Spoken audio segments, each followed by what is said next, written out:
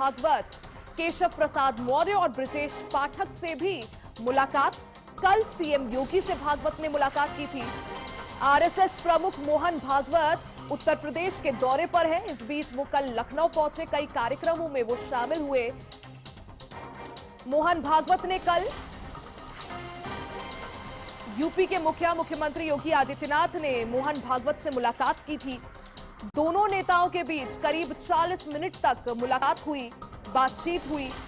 और अब देखिए मोहन भागवत की दोनों डिप्टी सीएम केशव प्रसाद मौर्य और ब्रजेश पाठक से मुलाकात।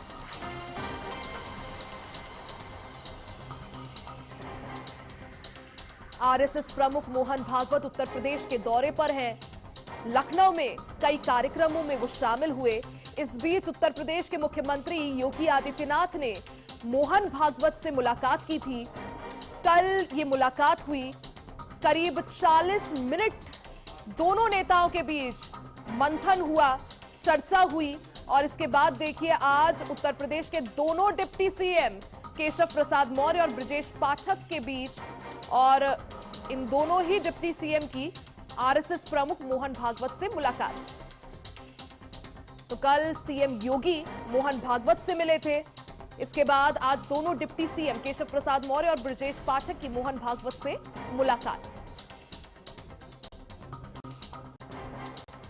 यूपी के दोनों डिप्टी सीएम से मिले मोहन भागवत, केशव प्रसाद मौर्य, ब्रजेश पाठक से मुलाकात। उत्तर प्रदेश में 2027 का चुनाव भी है और अभी पंचायत चुनाव सिरहाने पर है। और इस बीच देखिए मंत्रिमंडल विस्तार की भी चर्चाएं हैं।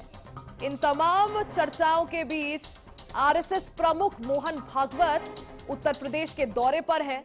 और उनका ये दौरा इसलिए भी खास है क्योंकि जिस तरह से पंचायत चुनाव, मंत्रिमंडल विस्तार और 2027 का चुनाव। और पुनीत हमारे सहयोगी अपडेट के साथ जुड़ गए हैं।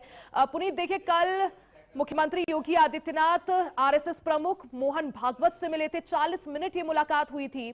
और उत्तर प्रदेश में कुल मिलाकर कई सारे मुद्दे इस वक्त गरमाए हुए हैं, चाहे शंकराचार्य का मुद्दा हो या फिर अन्य मुद्दे हो। साथ में मंत्रिमंडल विस्तार की चर्चाएं हैं, पंचायत चुनाव है और आगे 2027 है। और इस बीच दोनों डिप्टी सीएम से मोहन भागवत की मुलाकात। पुनीत, देखिए सीधे तौर पर रिया, जिस तरीके से उत्तर प्रदेश में अभी मुक्तेश्वरानंद के साथ जो बटुक मौजूद थे, उनके साथ में जो उनकी शिखा घसीटी गई, उसको लेकर के आप देखिए deputy CM Brajesh Pathak stand लिए हुए। उन्होंने साफ तौर पे कहा है कि उन्हें महापाप लगेगा जिन्होंने बटुकों की शिखा को टच किया था। आज उन्होंने अपने आवास पर जो बटुक थे उनका सम्मान किया है। तकरीबन 100 से ज्यादा बटुक थे, जहां इस बात की भी चर्चा हुई कि किसी भी बटुक की शिखा को छूना सीधे तौर पर गलत है। और इस बात को समझना होगा कि जो ब्राह्मणों में शिखा होती है वो उनका सम्मान होता है और उसे टच करने वालों के ऊपर कठोर कार्रवाई होनी चाहिए। और बटुकों ने यह बात भी कही कि हमारे जो नेता हैं यानी कि ब्रजेश पाठक, उन्होंने सदन में इस बात को उठाया था। उन्होंने ये बात भी कही है कि बटुकों के साथ जो हुआ है वो गलत हुआ है। और कहीं ना कहीं आप देखिए कि अब मुक्तेश्वरानंद को लेकर के बीजेपी में अगर मैं कहूं कि सब कुछ ठीक है तो सब कुछ ठीक नहीं है। लगातार आप देखिए कि जो स्टैंड है सबके अलग अलग हैं। ब्रजेश पाठक ब्राह्मणों के बड़े नेता हैं, जाहिर तौर पर बटुकों का आप देख सकते हैं तस्वीरों में कि किस तरीके से वो सम्मान कर रहे हैं। उन्होंने शिखा घसीटने पर भी कमेंट किया है। ऐसे में जब मोहन भागवत का 2 दिवसीय राजधानी लखनऊ का दौरा था, पहले मुख्यमंत्री से उनकी मुलाकात होती है, दोनों डिप्टी सीएम से होती है। और इस बात को समझिए कि पंचायत के चुनाव बिल्कुल सिर पर है। अगर किसी भी तरीके की कोई अड़चन ना रही तो पंचायत के चुनाव 2027 के विधानसभा चुनाव से पहले हो जाएंगे और उसके बाद विधानसभा का चुनाव होना है। तमाम लोगों के मन में नाराजगी है। अभी मुक्तेश्वरानंद के साथ में जो हुआ, उनके बटुकों के साथ में जो हुआ, उसको लेकर के लोगों के मन में कहीं ना कहीं नाराजगी पनप रही है। अब ऐसे में अगर चुनाव होते हैं तो एक भारी नुकसान भारतीय जनता पार्टी को हो सकता है। एक बेहतर रणनीति तैयार करने के लिए, लोगों के मन में भारतीय जनता पार्टी के प्रति विश्वास पैदा करने के लिए एक बड़ा कदम उठाना जरूरी है, जिसके लिए लगातार प्रयास किए जा रहे हैं।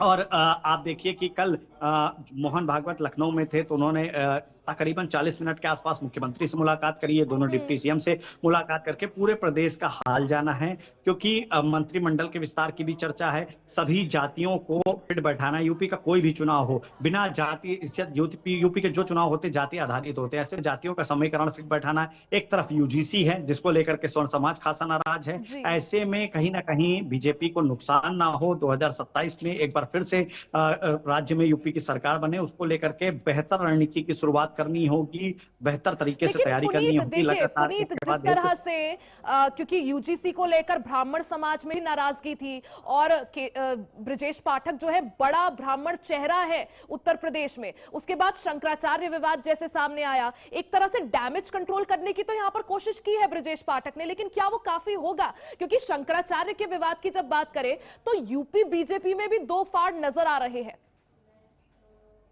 जी बिल्कुल, यह देखिए जिस तरीके से अभिमुक्तेश्वरानंद और उनके बटकों के साथ में माघ मेला में अभद्रता हुई है, ये किसी से छिपा नहीं है। और लगातार आप देखा कि बीजेपी के भी नेता एक सा स्टैंड नहीं लेते हैं, सबके स्टैंड अलग अलग हैं। ब्रजेश पाठक ने खुले मंच से यह कह दिया सिक्का घसीटने वालों को महापाप लगेगा, तो वहीं दूसरी तरफ मुख्यमंत्री सवाल करते हैं कि हर कोई अपने आप को शंकराचार्य कह देता। हालांकि ये अधिकार किसी को भी नहीं है कि वो शंकराचार्य है या नहीं है, ये सवाल कर सके। ना तो ये राज्य के किसी राज्य सरकार को अधिकार है और ना ही केंद्र सरकार को अधिकार है। ये बात अलग है कि अभिमुक्तेश्वरानंद का जो सीधे तौर पर पठक जिसको कहते हैं कि उनकी ताजपोशी, अगर हम हिंदी भाषा में कहें तो उन्हें सीधे तौर पर जो मान्यता मिलनी है उसका मामला सुप्रीम कोर्ट में लंबित है। लेकिन किसी भी शंकराचार्य ने या किसी भी संत ने उनको शंकराचार्य मानने से या ना मानने से किसी भी तरह का कोई कमेंट नहीं किया है। आप जिस तरीके की बात कह रहे हैं कि दो धड़ बीजेपी में साफ नजर आ रहा है, देखिए अभिमुक्तेश्वरानंद का जो मामला था, एक छोटा सा विवाद इतना तूल पकड़ लेगा शायद भारतीय जनता पार्टी ने भी नहीं सोचा था। और जिस तरीके से ये विवाद लगातार बढ़ रहा है, ये साफ है कि बीजेपी में भी इसके दो धड़ है। और दूसरी तरफ मैंने जैसा आपसे कहा कि यूजीसी को लेकर के भी आपने देखा कि बीजेपी में कई इस्तीफे हुए थे। राजधानी लखनऊ की अगर मैं बात करूं तो बक्सी के तालाब में ही तकरीबन एक साथ 11 लोगों ने इस्तीफा दे दिया था। यूजीसी को लेकर के खासा नाराजगी, ऊपर से मोहन भागवत का जो बयान आया है साफ तौर पर कि कानून तो सबको मानना पड़ेगा और इसमें संशोधन अगर होना है तो संशोधन की आवश्यकता है, संशोधन किया जाना चाहिए। ऐसे में समाज भी खासा नाराज है। अब आप देखिए कि यूपी का चुनाव, उसके बाद उत्तराखंड का भी चुनाव हो जाएगा, हरियाणा में भी चुनाव, यानी कि एक आप देखेंगे तो 2027 से लेकर के 2030 तक में केंद्र भी आ जाएगा और कई राज्यों में चुनाव होने हैं। यूजीसी पर अगर कोई स्टैंड क्लियर नहीं होता है, बीजेपी के लिए अग्नि परीक्षा ये साबित होगी, क्योंकि तीसरी बार सरकार बनाना और इतिहास रचना अपने आप में एक बड़ी बात है और शायद बीजेपी बिल्कुल रिस्क नहीं लेना चाहती यूपी को लेकर। यही वजह है कि अभी से उस चुनाव की जो है जमीन तैयार की जा रही है और जो डैमेज हुआ है